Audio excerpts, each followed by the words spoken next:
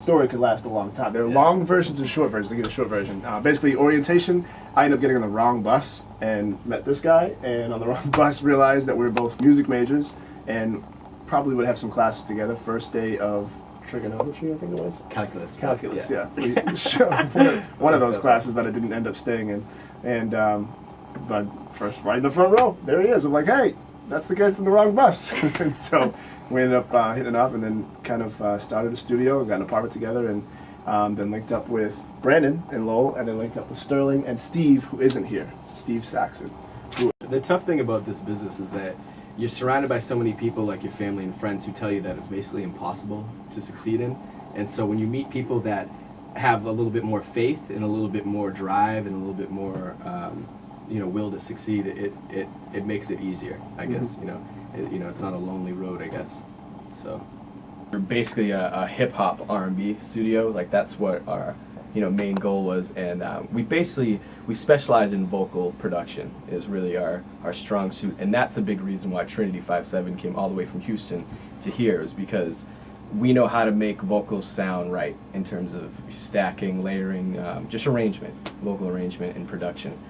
It's interesting because we didn't try, we weren't shooting to be gospel. No. But now we've been getting, of course, because of that, we've gotten a lot of work in it, and it's interesting. It's good because it's a very different style of music, especially vocally, than you're used to working with, and so it's a good challenge, and it definitely keeps us on our toes. Well, I have a client that comes up from Providence, and he won't tell anyone where he records because he likes to keep it a little secret. I got a couple artists from Boston who do the same exact thing. They wouldn't even want me to mention their names right now because it's one of those things where they just like the peace and quiet of Lowell. You know what I mean? Like, I don't even know how to explain it. It's just away from any. It's just a good way for them to get away and focus. So, because we've thought about moving to Boston, and we've started in Lowell and we've been pretty successful in Lowell, and we know that in the city we can still accomplish great things. So. All right, so the record we're going to play right now is called Heaven Hear My Heart. It was the second single off the album, off of Trinity 57's album. So without further ado, let's give it a shot.